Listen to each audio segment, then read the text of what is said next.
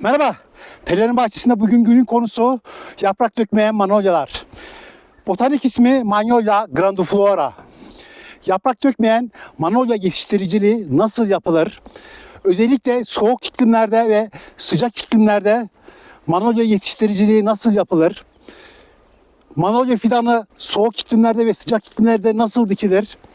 Hastalık ve zararları ve gübrelenmesi gibi daha birçok konuda sizlerle yaprak dökmeyen manolyalarla ilgili videolar paylaşacağım. Perilerin Bahçesi içerisinde 5 farklı çeşitte yaklaşık 40 civarında yaprak dökmeyen manolya mevcuttur. Şimdi Perilerin Bahçesi içerisinde yetiştirmiş olduğum bu yaprak dökmeyen manolya fidanlarını, ağaçlarını sizlerle paylaşmak istiyorum. Şimdi sizlerle Perilerin Bahçesi içerisinde yer alan yaprak dökmeyen manolya çeşitlerine bir göz atmak istiyorum. Evet, bu görmüş olduğunuz yaprak dökmeyen manolya çeşidi Magnolia grandiflora gallisoniana çeşidi. Burada bir tane daha var. 2 tane yaklaşık 1 metre 20 santimetre boyunda. Hemen elimde 2 tane daha çeşit var. Bunlar 9'luk saksılarda, yani saksının genişliği ve eni 9'a 9, yaklaşık 10 santimetre yüksekliğinde saksıda. Yine 2 yaprak dökmeyen manolya çeşitlerimiz var. Bu yaprak dökmeyen manolya çeşitlerimizin ismi Magnolia grandiflora porpan çeşidi. Bugün bunların dikimini yapacağız. Bu dikim nasıl yapılır? Hep birlikte yapacağız. 2 tane daha yaprak dökmeyen manolya çeşidimiz var. Bunların botanik ismi Magnolia grandiflora ferruginea.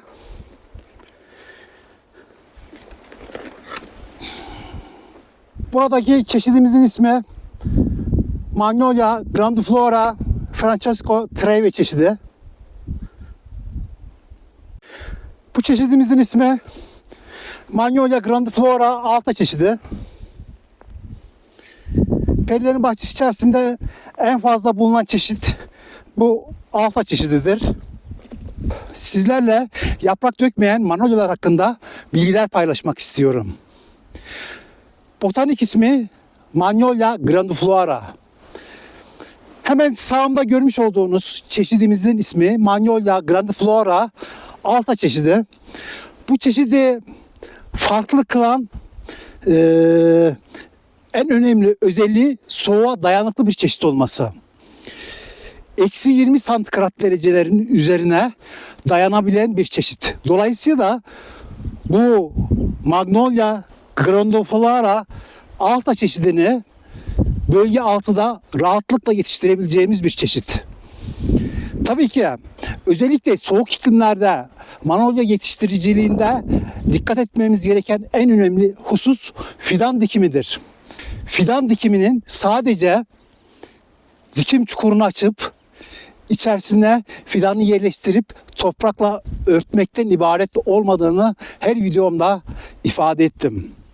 Çünkü bu görmüş olduğunuz yaprak dökmeyen manolya yüzlerce yıl yaşayacak. Dolayısıyla bunu hem doğru bir noktaya dikimini yapmanız gerekiyor, hem de özellikle soğuk iklimlerde dikkat etmemiz gereken en önemli husus küçük fidanlar dikmek. 1 yaşında, 2 yaşında, en fazla 3 yaşında fidanlar dikmek. Özellikle soğuk iklimlerde fidan dikiminde dikkat etmemiz gereken en önemli husus küçük fidan dikmek. Yani 1 yaşında, 2 yaşında, 3 yaşında fidanlar dikmek. Şu an elimde görmüş olduğunuz, yani bu görmüş olduğunuz saksının boyutu genişlik ve derinlik 9, yükseklik 10 santimetre olan küçük bir saksı.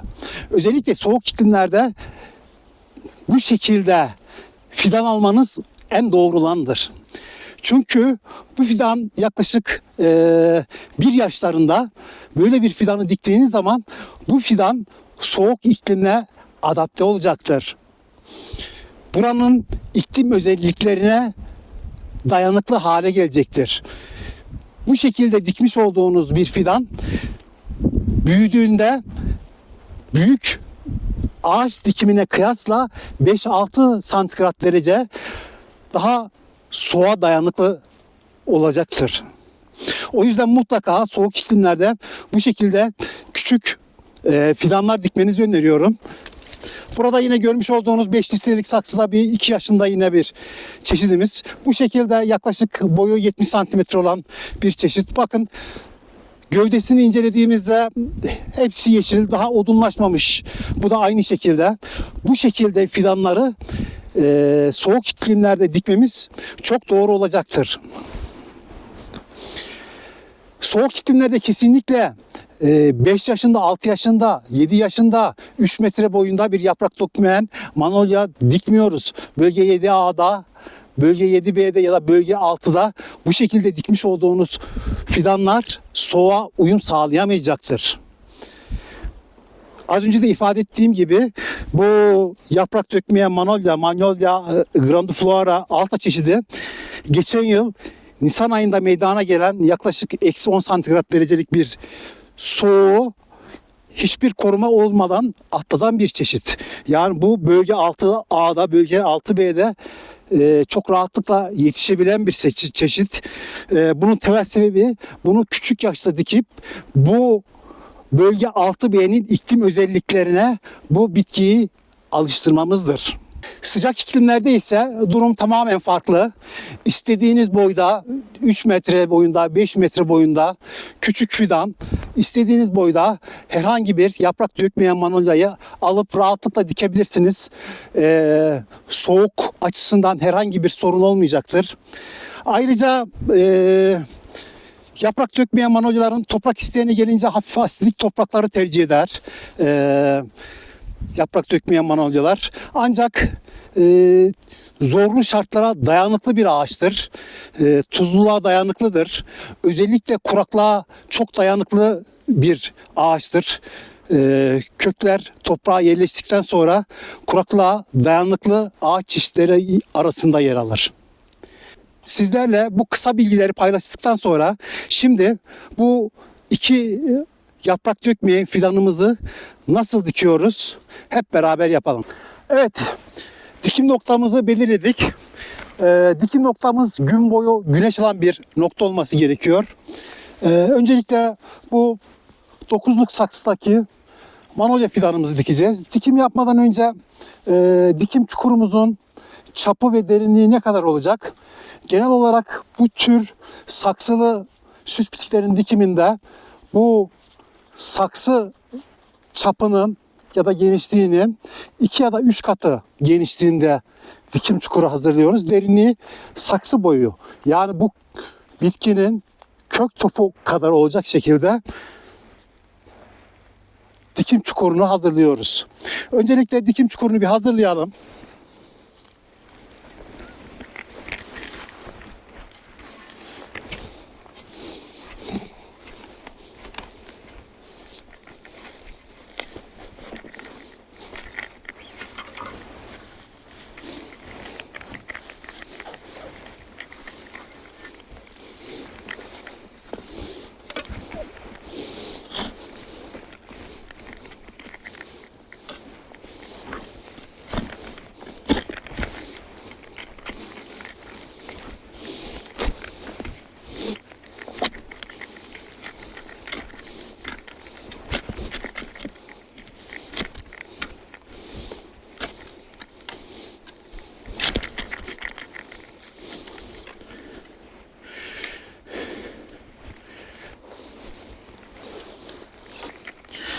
Evet, dikim çukurumuz bu şekilde hazırlandı.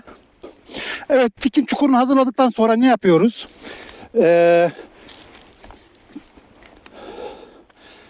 Bu şekilde 9'luk bir saksıda yaklaşık olarak dikim çukurundaki malzemeleri söyleyeceğim size. Bu dikim çukurunun içerisine %60 torf ya da leonardit koyabilirsiniz ya da yanmış hayvan gübresi koyabilirsiniz. %60'ı bu şekilde torf koyacağım ben şimdi. %40 da bu dikim çukurundan çıkan toprağa karıştırıp dikim ağacını o şekilde hazırlayacağım. Ayrıca bunun içerisine bu şekilde 9'luk bir saksıda dikim yapıyorsanız mutlaka yavaş salınımlı gübre koymanız gerekiyor. Çünkü bunun kök yapısı henüz tam olarak gelişmediği için bakın şu şekilde kök yapısı, hafif de bu toprağı açmamız gerekiyor. Şu şekilde yumuşatmamız gerekiyor. Bakın şu şekilde burada kökler saksı içerisinde dönmüş durumda. Hafiften şu şekilde elimle açıyorum bakın kökleri. Bu kök bölgesini yumuşatıyorum hafiften. Alt kısmını da şu şekilde. Yumuşattıktan sonra dikim çukuru içerisinde hazırlayacağım. Şimdi yapacağım işlem dikim harcını hazırlamak. Burada yavaş salınımlı gübre var. Bu büyüklükte bir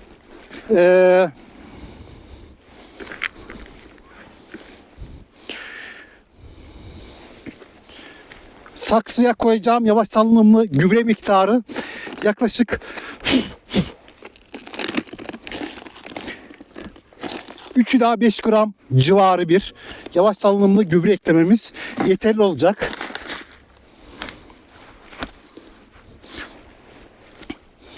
Evet, toprakla karıştırıyorum dikim çukurumuzu. Malzemesini bu şekilde hazırlıyorum. Evet, bitkimizi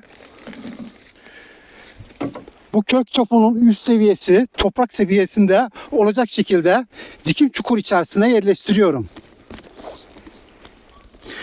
Bakın bu şekilde yerleştirdim ve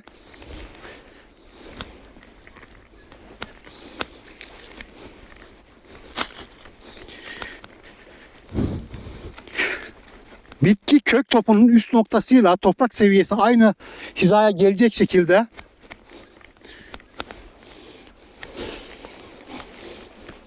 bitkimizi yerleştirdim. Bakın bu bitkimizin şu nokta önemli. Bitkinin kök topunun üst noktasıyla toprak seviyesi aynı olacak şekilde bu şekilde yerleştirme işlemini yaptım. Bundan sonra buna can suyu mutlaka veriyoruz. Yaklaşık 5 ila 10 litre olacak şekilde bir can suyu ilave ediyorum. Bu toprak yapısına ve hava şartlarına göre değişir. Önemli olan burada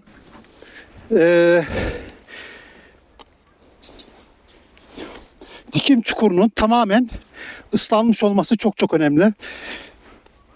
Can suyunu verdikten sonra mutlaka bir bambu çubukla, şu şekilde bir bambu çubukla bu fidanımızı kesinlikle sabitliyoruz. Eğer bu sabitleme işlemini yapmazsanız buradaki fidanımız rüzgarın etkisiyle oynayacak ve kökler hava alacak. Dolayısıyla fidanımız tutmayacak. O yüzden mutlaka bir bağlama ipiyle bambu çubuğu bu şekilde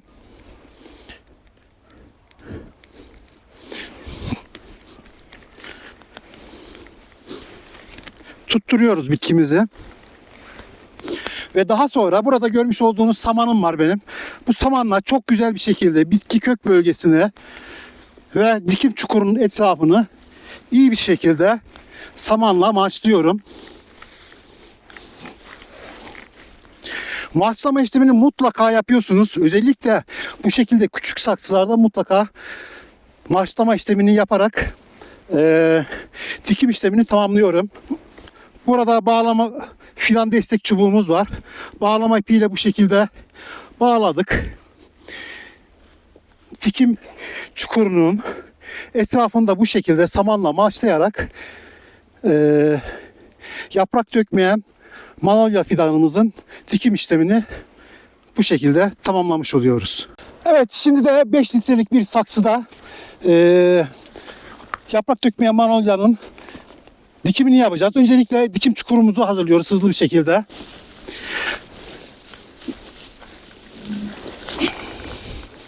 Az önce de ifade ettiğim gibi dikim çukurumuz bu saksı çapının 2 ya da 3 katı büyüklüğünde olacak. Ben bu saksı çapının 2 katında büyüklüğünde bir dikim çukuru hazırlıyorum şimdi.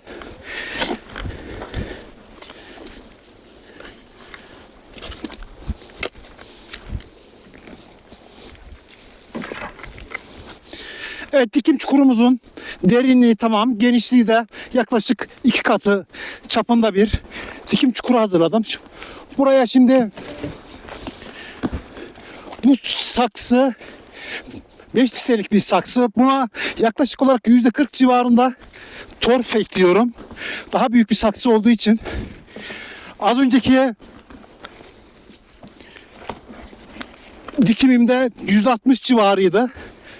Bunu dikim çukurundan çıkan toprakla karıştırıyorum.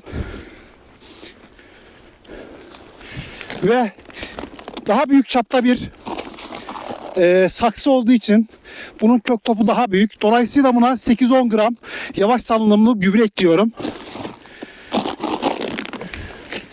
Dikim çukurumuzu içerisinde bu harcımızı bu şekilde harmanladıktan sonra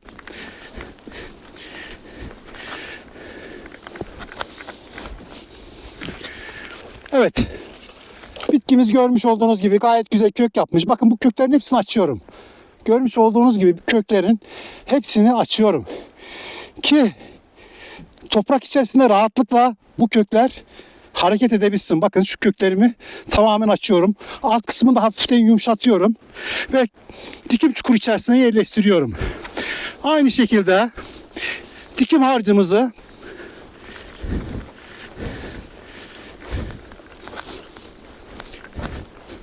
yerleştirdim. Burada kesinlikle elimle bastırıyorum. Bakın, ayaklarınızla kesinlikle bastırmıyorsunuz. Eğer ayaklarınızla bastırırsanız bu köklere zarar verirsiniz. Kökleri koparırsınız. O yüzden bu tür saksılı bitkilerde kökler çok hassas olduğu için bu şekilde elimle hafiften bastırdım. Daha sonra buna yaklaşık 10-15 litre bir can suyu veriyorum.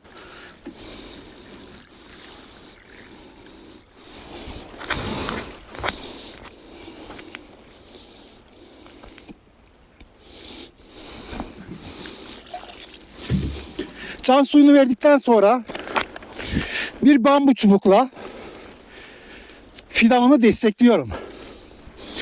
Ve bağlama ipiyle görmüş olduğunuz gibi bu fidanımı bağlayacağım şimdi. Daha sonra da bu dikim çukurunun etrafına, bakın burada samanım var yeteri kadar. Güzelce maçlama işlemini yaparak bu şekilde 5 litrelik bir saksıda yaprak dökmeyen manolyanın dikimini de yaparak bugünkü videomuzu tamamlıyorum.